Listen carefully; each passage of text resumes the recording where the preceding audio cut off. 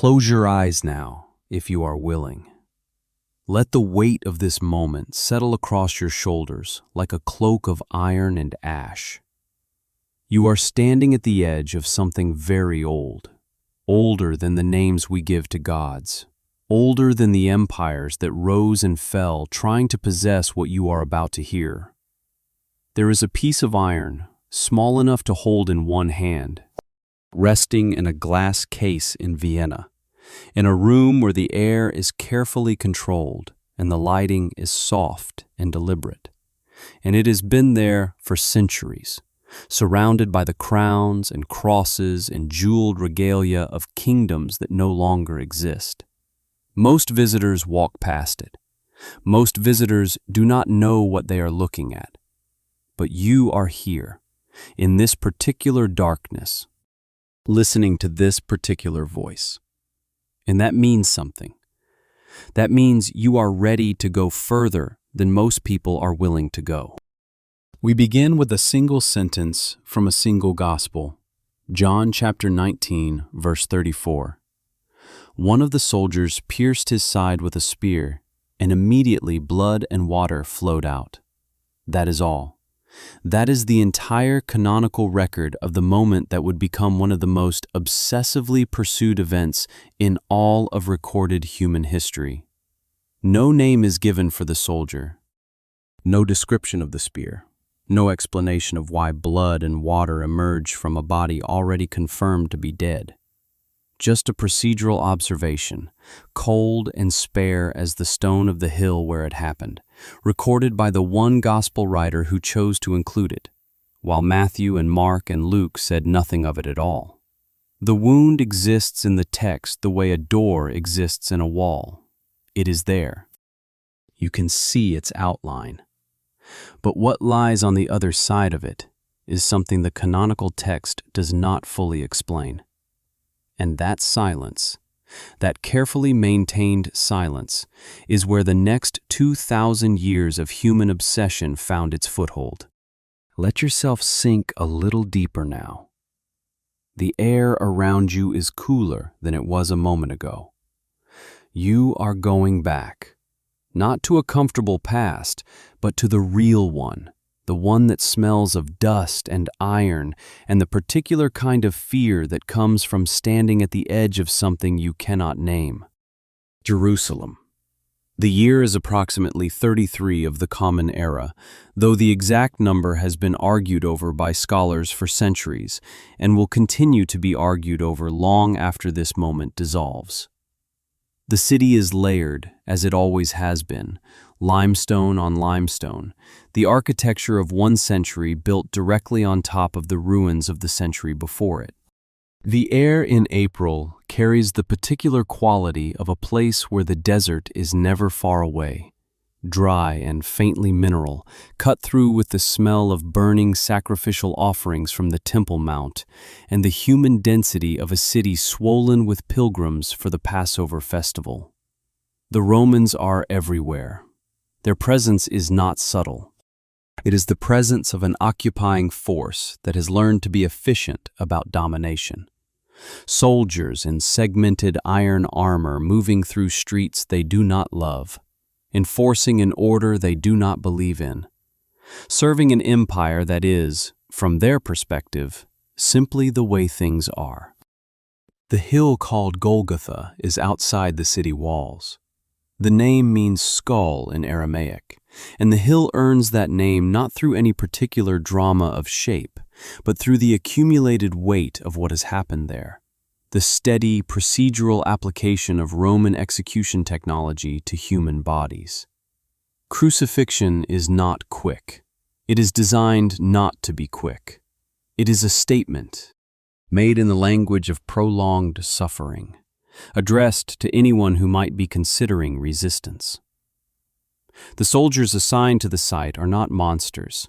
They are workers.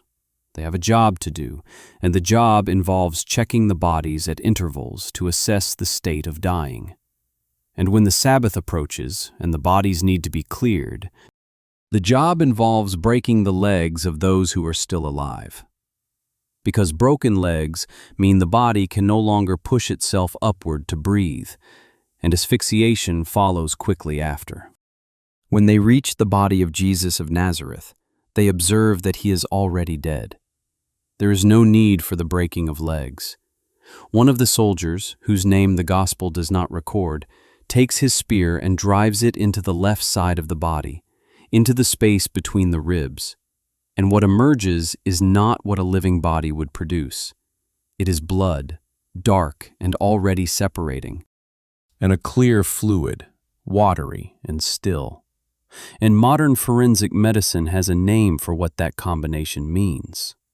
It means the pericardial sac has been punctured. It means the heart has stopped, and the fluids that the living heart keeps in motion have pooled and stratified in the cavity around it, the heavier red cells sinking, the lighter serous fluid rising. And the spear has opened the seal on that accumulation and let it fall. The body is dead. The soldier's gesture is confirmatory, not aggressive. He is doing his job. He turns away. He does not know what he has done, but John knows. Or the community that produced the Gospel of John knows, and they record it with a precision that suggests they understand the weight of the moment, even if they cannot fully articulate why. They will look on the one they pierced. The prophecy from Zechariah, chapter 12, verse 10. The wound is not incidental. The wound is the point. The wound is the opening through which something flows out into the world, and the question of what that something is has never been satisfactorily answered, which is why we are still here, 2,000 years later, in this particular darkness, asking it. The soldier's name, as I said, is not in the Gospel, but it appears later, in the texts that did not make it into the canon, the ones that were copied and recopied by communities who believed they preserved something essential, something the official texts had smoothed over or left out. In the Gospel of Nicodemus, also called the Acts of Pilate, the soldier is named Gaius Cassius Longinus. And in the tradition that grows up around that name, Longinus is not merely a soldier doing his job. He is a man with failing eyesight, half-blind, who drives the spear into the body and is struck by the blood and water that flows back along the shaft and touches his eyes, and in that moment, his sight is restored. He sees clearly for the first time, perhaps in years, and what he sees changes him entirely. He converts. He abandons the army. He becomes, in the tradition, a martyr for the faith he found at the end of a spear he had meant to use for something else entirely. There is something philosophically significant in that story. Even if you set aside the question of whether it happened, the instrument of the wound becomes the instrument of healing. The weapon that opens the body of the divine becomes the channel through which the divine flows back into the world and touches the man who wielded it. The spear does not grant power in the way that later legend will claim. In the original apocryphal telling, it grants sight. It grants the ability to see what was previously obscured. And that is a very different thing from world domination, though it is perhaps the more honest version of what the relic's devotees were really searching for. You are still here. Good. The fire is lower now. The room around you, wherever you are, is a little quieter than it was when we began. Let the quiet settle. There is a buried tradition I want to bring you into now, one that was sealed away not in a jar in the desert, but in the theological decisions of councils and emperors, in the slow institutional process by which certain texts were declared authoritative and certain others were declared dangerous. The Nag Hammadi Library. 13 leather-bound codices discovered in 1945 in Upper Egypt by a farmer named Muhammad Ali al-Saman, who was digging for fertilizer near the cliffs of Jabal al-Tarif and struck something hard in the earth. Inside the sealed jar were books.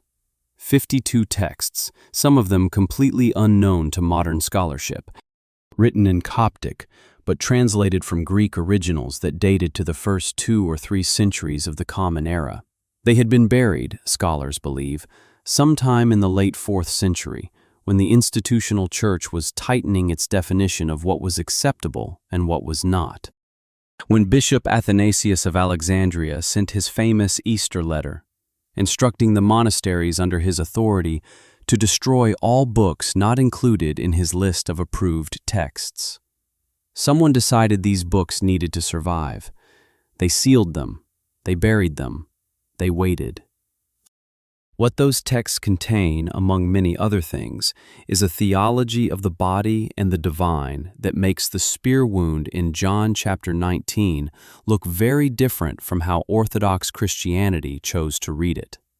In the Gnostic tradition preserved in the Nag Hammadi texts, the physical universe is not a gift, it is a prison. Not a prison built by the highest God, the true and incomprehensible source of all light, but a prison constructed by lesser, flawed, or actively malevolent beings called archons, ruled by a figure called the Demiurge, a craftsman who believed himself to be the highest God because he could not perceive anything above himself. The material world is dense and dark and heavy with the weight of its own wrongness. And inside each human body is something that does not belong to it. A fragment of the original light, a divine spark trapped in matter, longing to return to the source it came from. In this framework, the crucifixion is not a sacrifice in the sense that Orthodox theology would later define it. It is something stranger and more violent, and in some ways more cosmically significant.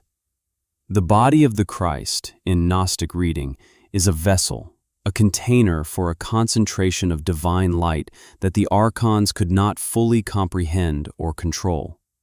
And the spear of Longinus, in this reading, does not merely confirm a death.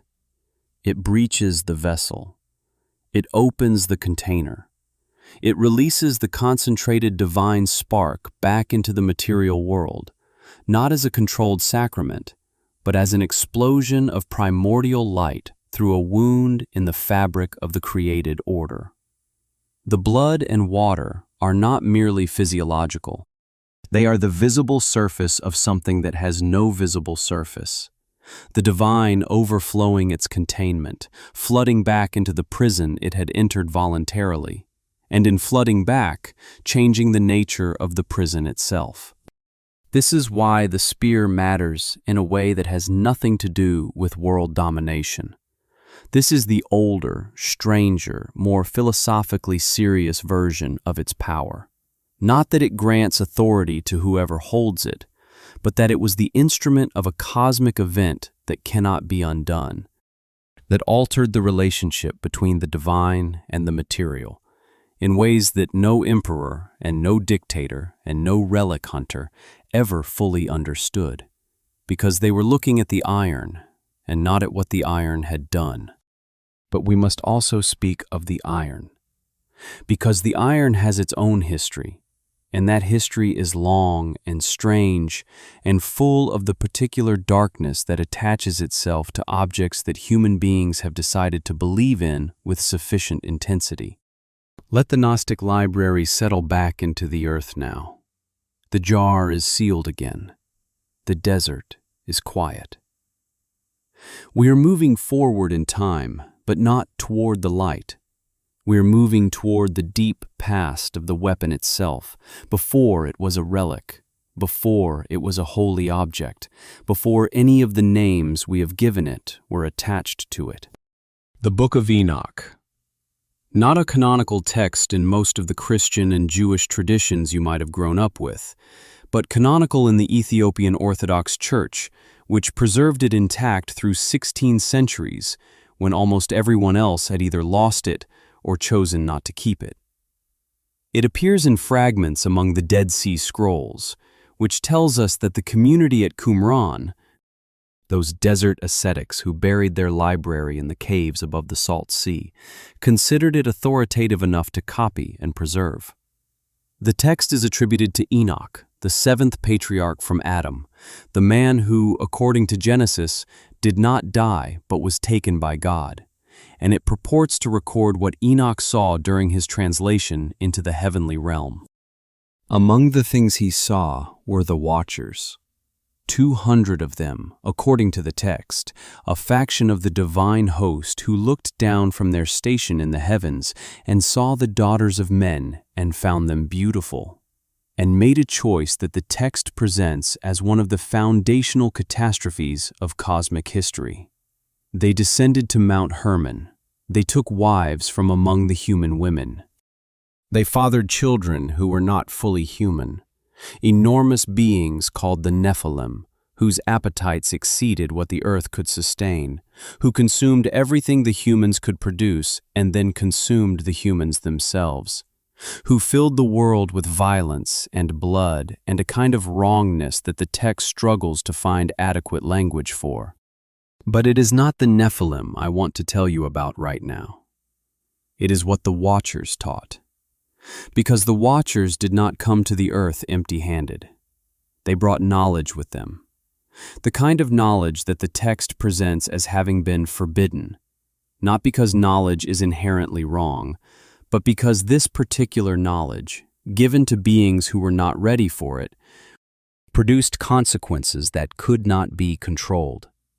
One of the Watchers, named Azazel, taught humanity metallurgy, the extraction of iron from the earth, the forging of swords, the making of knives and shields and breastplates, the technology of weapons, the art of turning the raw material of the world into instruments designed specifically for the ending of life. Sit with that for a moment. The tradition that the Book of Enoch preserves says that the knowledge of how to make weapons was not a human discovery.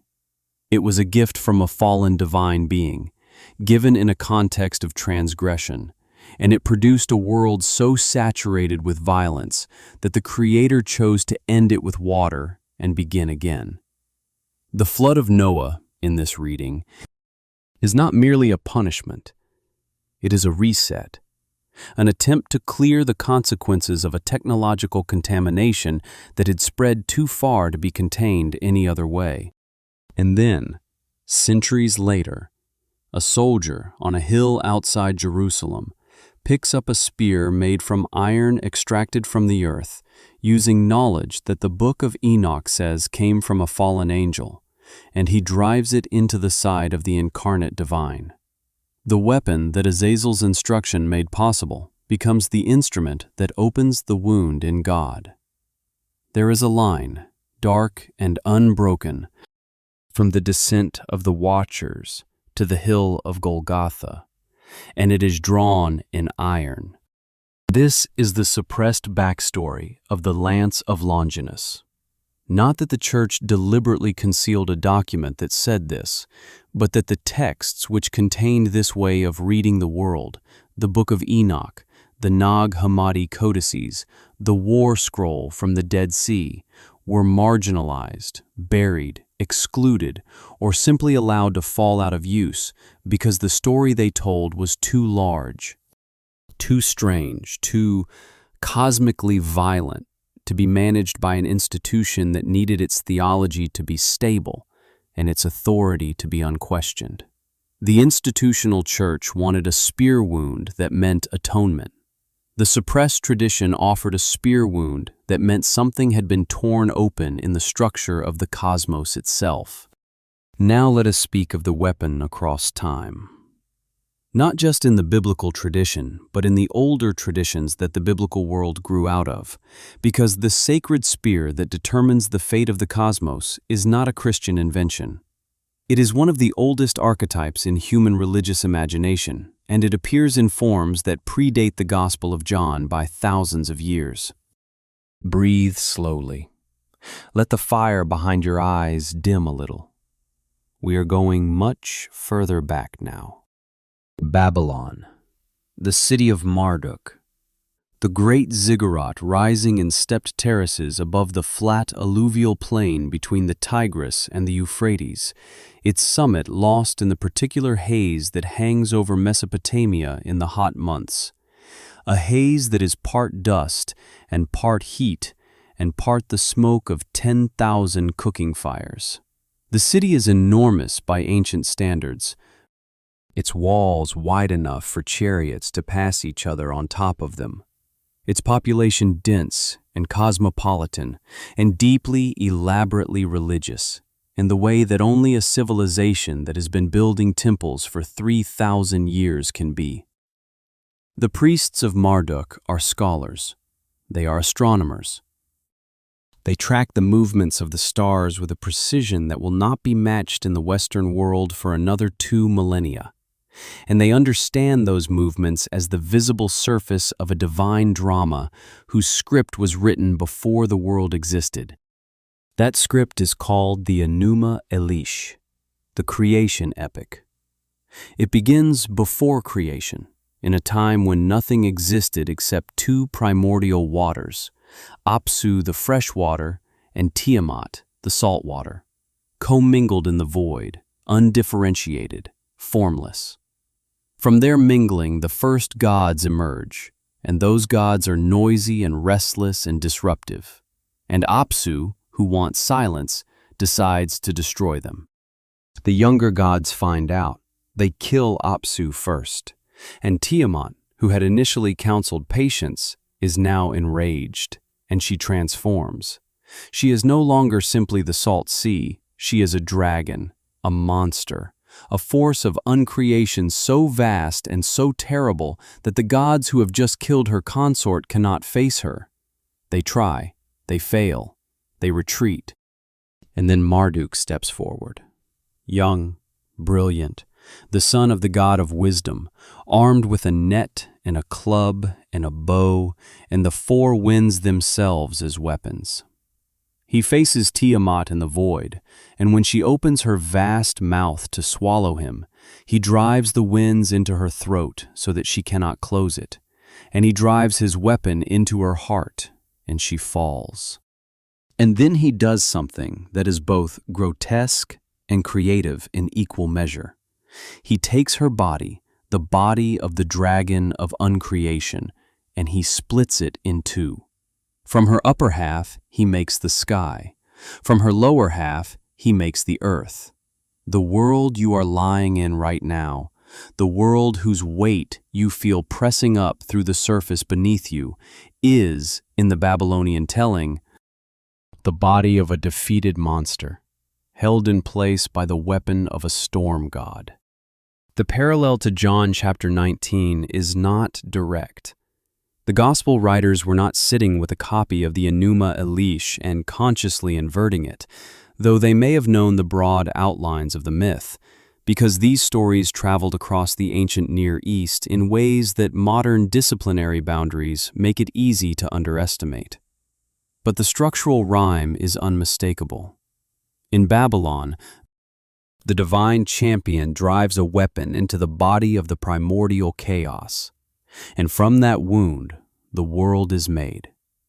In Jerusalem, a Roman soldier drives a weapon into the body of the divine, and from that wound, blood and water flow.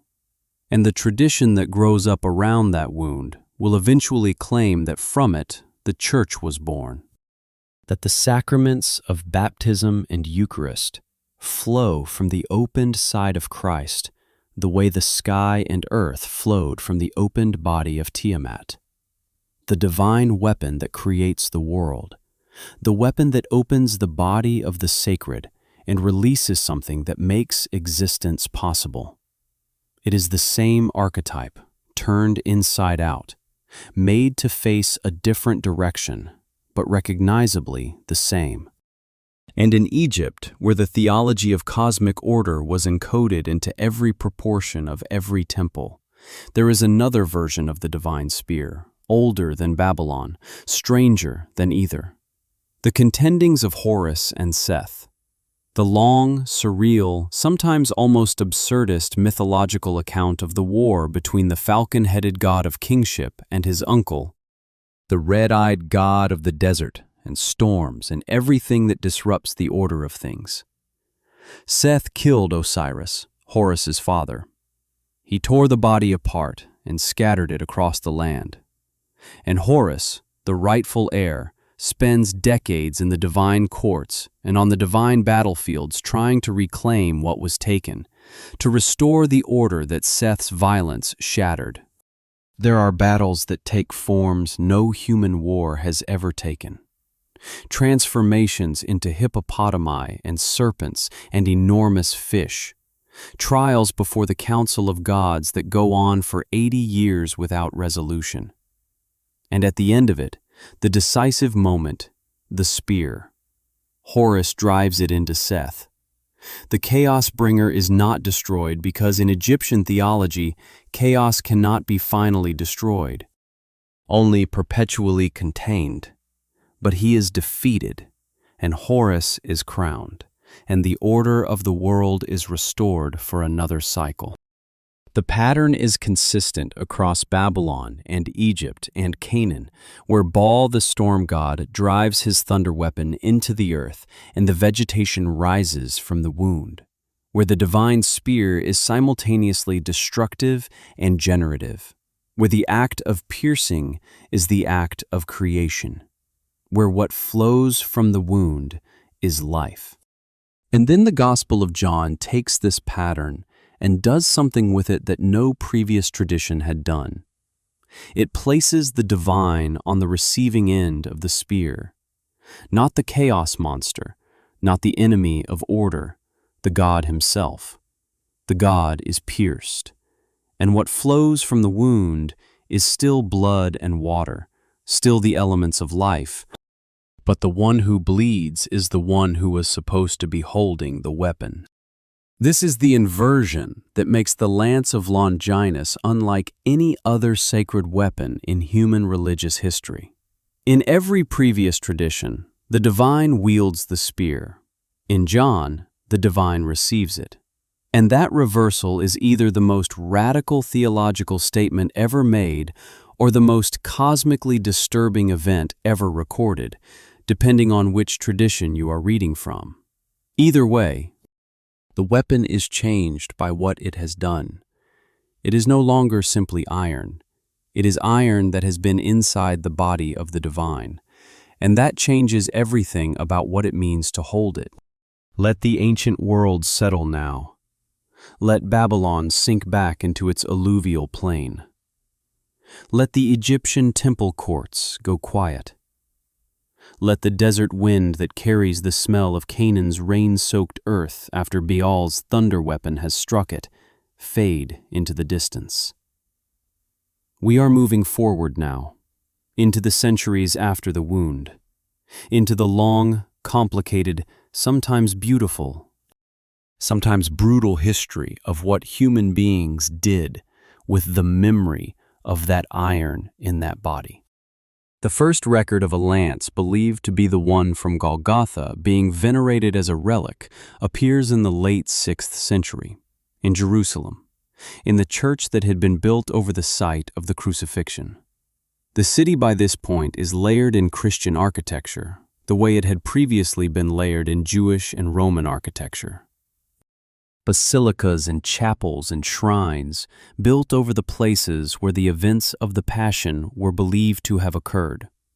And pilgrims come from across the Mediterranean world to walk those streets and touch those stones and breathe that air and feel, in whatever way the body can feel such things, the proximity of the sacred. The lance is there, in one of those shrines, and the pilgrims venerate it, and the tradition of its presence is recorded.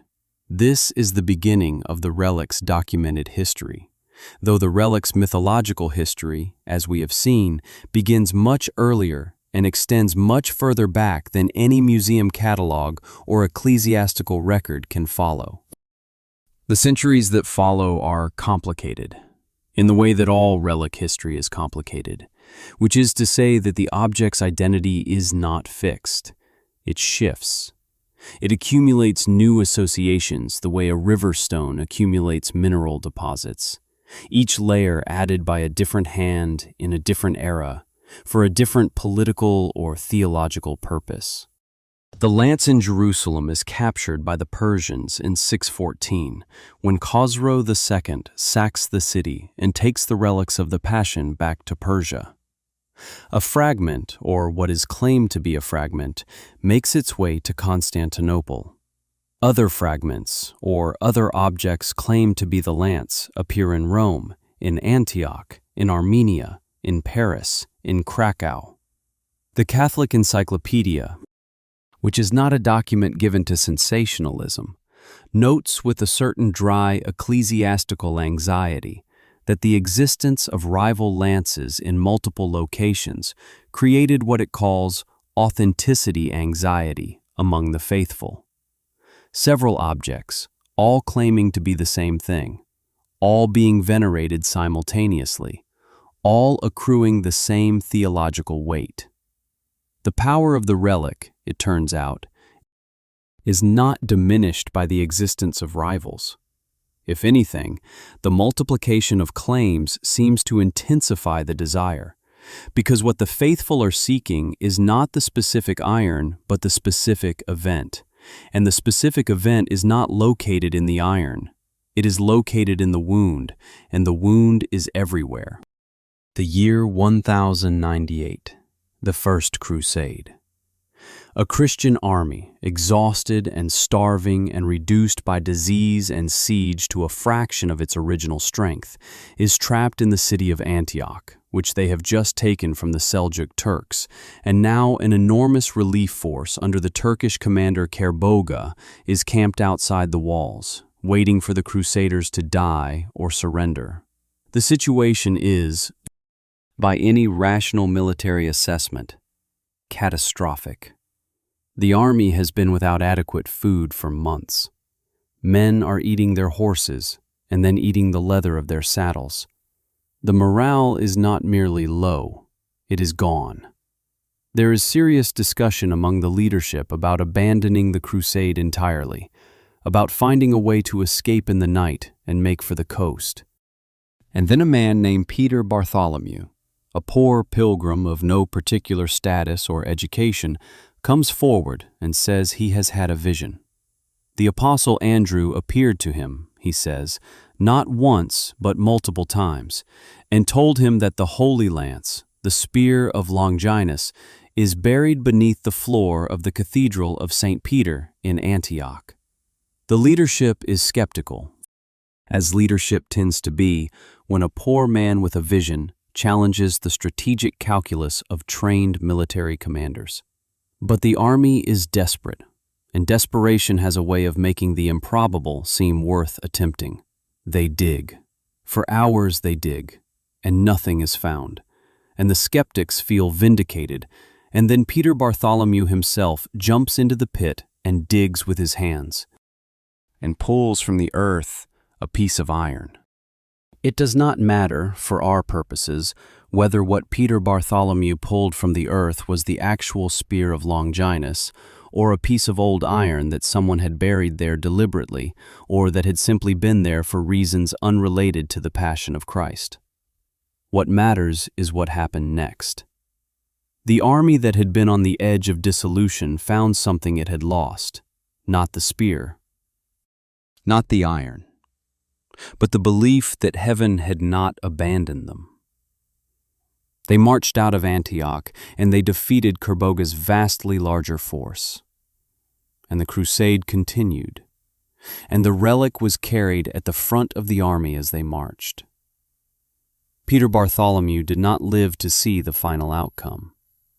His claims were disputed by the papal legate Adhemar, and he submitted to an ordeal by fire to prove his sincerity, walking through a narrow corridor of burning wood while holding the lance.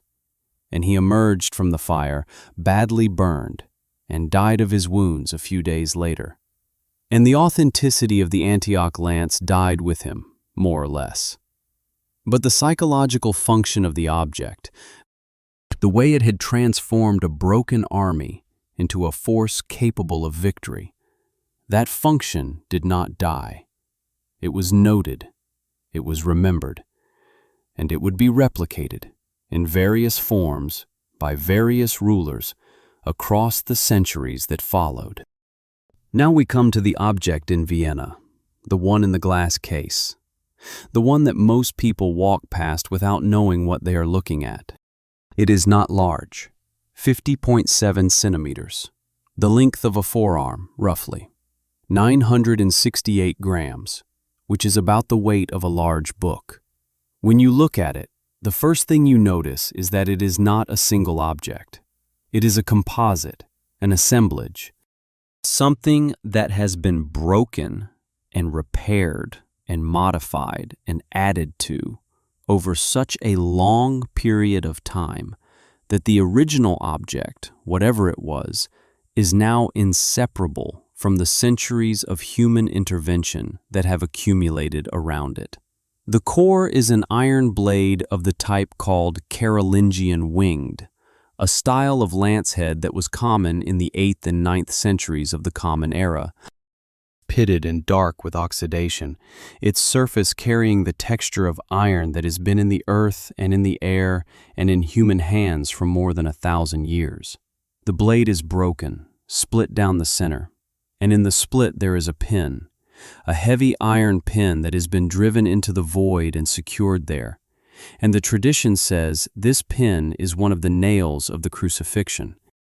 Though the metallurgical analysis performed by the Vienna Institute for Archaeological Science in 2003 found no evidence to support that claim and considerable evidence to contradict it. Around the break, binding the fractured iron together, is silver wire, wound tight and careful, the work of an 11th century craftsman trying to hold together something that was already coming apart. And around the base of the blade is a golden cuff, added by the Emperor Charles IV in 1354, gleaming and untarnished in the way that gold always gleams and never tarnishes. And on it are 4 words in Latin: Lancea et clavus Domini, the lance and nail of the Lord. The inscription is declarative. It does not argue. It does not qualify. It states, this is what this is. Believe it or do not, but this is what this is. The Vienna Institute's analysis was thorough, and in its conclusions, definitive. The main body of the spear was forged in the late 8th century. It is not a 1st century Roman weapon. The iron pin shows characteristics consistent with 11th century Central European metalwork. The object, as a physical artifact, cannot be what the tradition claims it is. And yet the object has been at the center of one of the most consequential power myths in the history of the Western world for more than 1,000 years. And the question of whether it is the actual spear of Longinus is, from the perspective of that history, almost beside the point. Because the power the object has exercised over human imagination and human behavior has been entirely real, regardless of the physical composition of the iron. This is the philosophical dread at the center of the Lance of Longinus story. Not that the relic grants power, but that the belief that it grants power has been, functionally, indistinguishable from the power itself. Charlemagne, who united much of Western Europe under a single Christian imperial authority in the late 8th and early 9th centuries, is associated with this lance in the traditions that grew up around his reign. The precise nature of that association is difficult to establish with certainty. The Charlemagne connection is, as the scholars say, speculative, but the tradition holds that he carried a lance believed to be the Holy Spear through 47 military campaigns, and that he died shortly after accidentally dropping it from his horse. The dropping is significant. In the mythology that accumulates around the relic, the moment of losing physical contact with the object is always the moment when the protection it confers is withdrawn. The spear does not merely grant power, it demands continuous possession. It is not a gift, it is a contract. And the terms of the contract are absolute. Frederick I, called Barbarossa, the Holy Roman Emperor, who forged one of the most powerful medieval European states and led the Third Crusade, is said to have wielded the lance. He died in 1190, drowning in the Salif River in what is now Turkey, a death so abrupt and so inexplicable for a man of his physical capability that the tradition immediately reached for an explanation. He had dropped the spear into the water, the story goes. The moment it left his hand, the contract was terminated, the protection was withdrawn, and the river claimed him. These stories are not verifiable history. I want to be clear about that, because clarity matters even in the dark, perhaps especially in the dark. The historical record does not confirm that Charlemagne believed the lance granted him invincibility, or that Barbarossa's death was connected to his relationship with the relic. What the historical record confirms is that the lance was a significant object of imperial display, that it was carried in processions and shown to the people as a sign of divine favor, that rulers understood the political value of associating themselves with an object that claimed to have touched the divine. The mythology of the curse and the contract grew up around these historical facts the way vines grow up around a stone wall, following the contours of what is already there, adding something that was not originally part of the structure, but that eventually becomes impossible to separate from it. And then we come to the 20th century, and to the name that the modern mythology of the Lance of Longinus cannot escape: Adolf Hitler. The story, as it is most commonly told, goes like this. In 1912, a young man named Adolf Hitler, 23 years old, failed art student, living in poverty in Vienna, visits the Hofburg Museum and stands before the lance. He has a vision. He feels the power of the object radiating outward through the glass. He understands in that moment that this is the key to everything, that whoever possesses this spear holds the destiny of the world in their hands. 26 years later, in March of 1938, having achieved what no previous aspirant to the lance had managed, having made himself the absolute ruler of a nation with the military and industrial capacity to act on his obsessions, Hitler orders the Anschluss, the annexation of Austria, and within hours of the annexation, he gives the order for the imperial regalia, including the lance, to be transported to Nuremberg, the city he had chosen as the symbolic heart of his empire. The lance arrives. The Third Reich is at the height of its power. And then, 7 years later, in April of 1945, as the Reich collapses, as the armies of the Allies close in from every direction, American forces breach the underground vault beneath the Nuremberg fortress where the regalia had been hidden, and they take the lance. And 90 minutes later, Adolf Hitler puts a gun to his head in a bunker beneath Berlin and dies. I need to tell you something about this story, and I need to tell it to you carefully, because the truth of it is more interesting than the myth, and the myth is already extraordinary. The historical core of the story is real. Hitler did order the lance taken to Nuremberg. American forces did recover it. It was returned to Vienna in January of 1946. These things happened. The 90-minute coincidence is real, or at least it has been reported as real by sources that were in a position to know the timing, though the precision of the claim should be held lightly, as such precision always should be.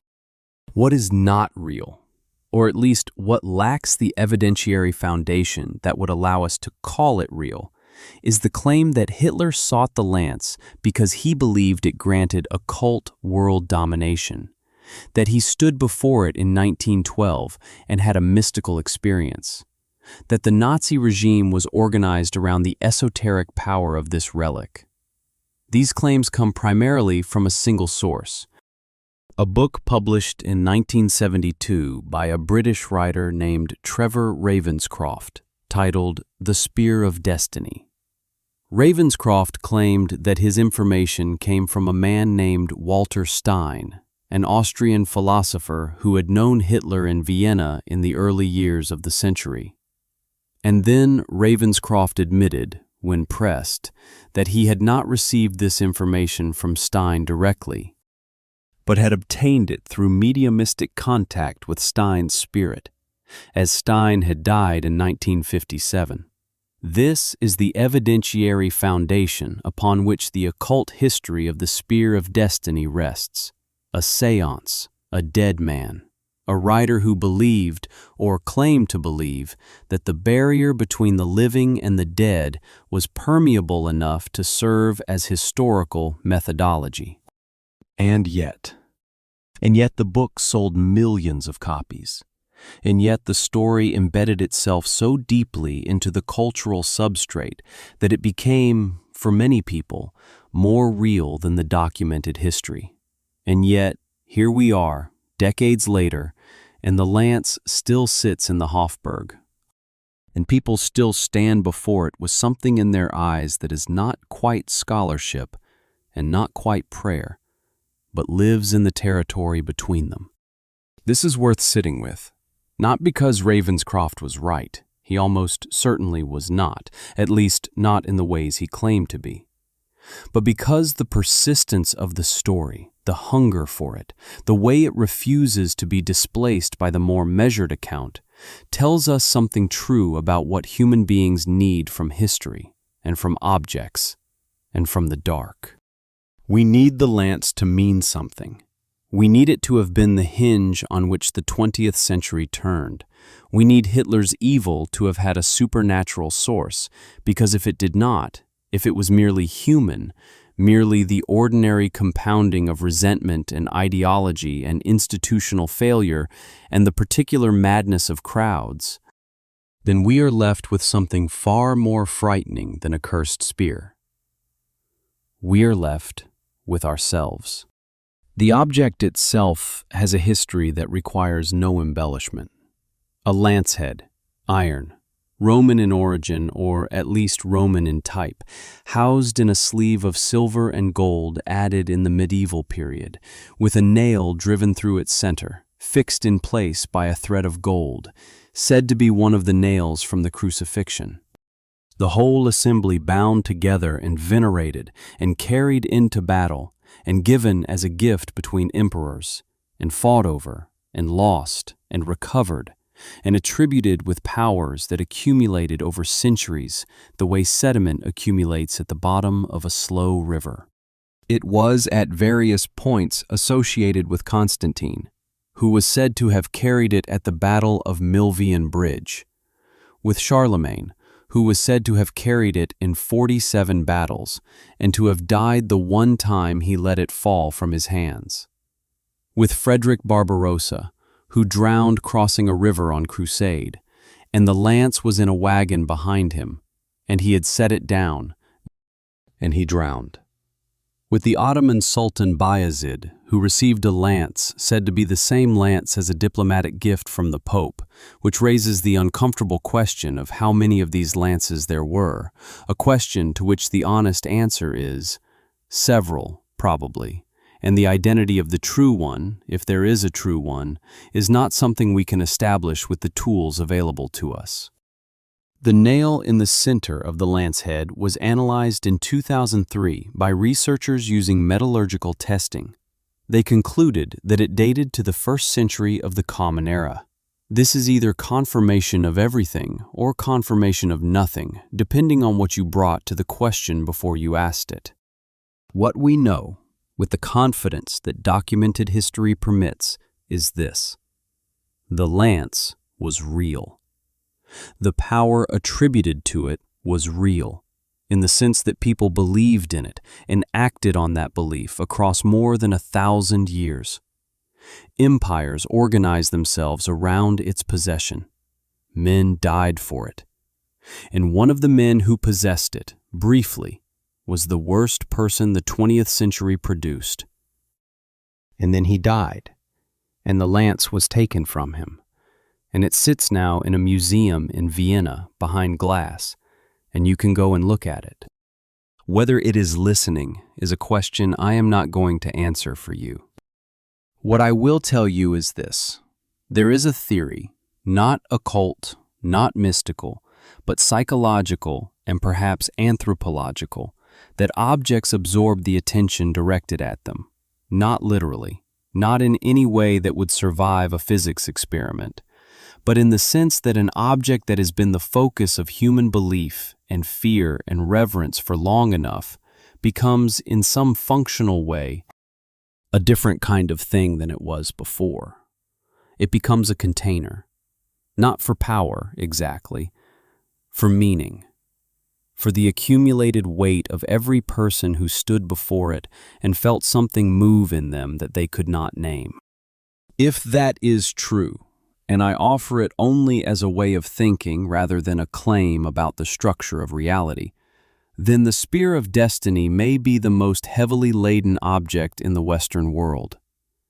Every emperor who carried it, every soldier who died beneath it, every mystic who wrote about it, every reader who picked up Ravenscroft's dubious book in 1972 and felt the hair rise on the back of their neck, every person who stood in the Hofburg and looked through the glass and wondered. All of that attention, all of that fear and hope and hunger for significance, resting on a piece of iron that may or may not have drawn blood from a man who may or may not have been the Son of God, in a province of an empire that no longer exists, 2,000 years ago. Objects do not have destinies. I believe this. I want you to know that I believe this.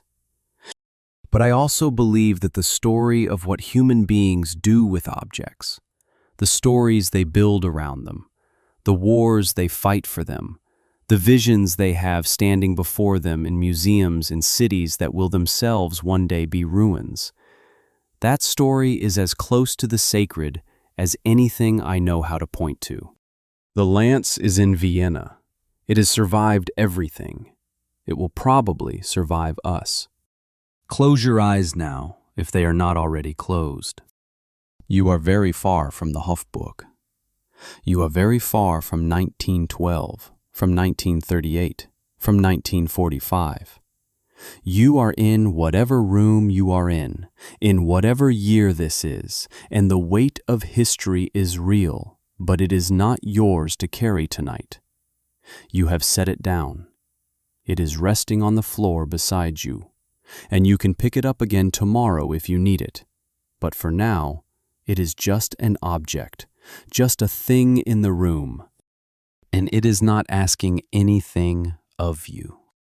The emperors are gone. The Reich is gone.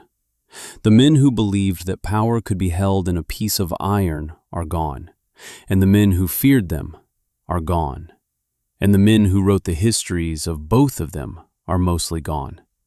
And what remains is the object and the silence around it, and the fact that you are here, still breathing, in the quiet. Let the quiet be enough.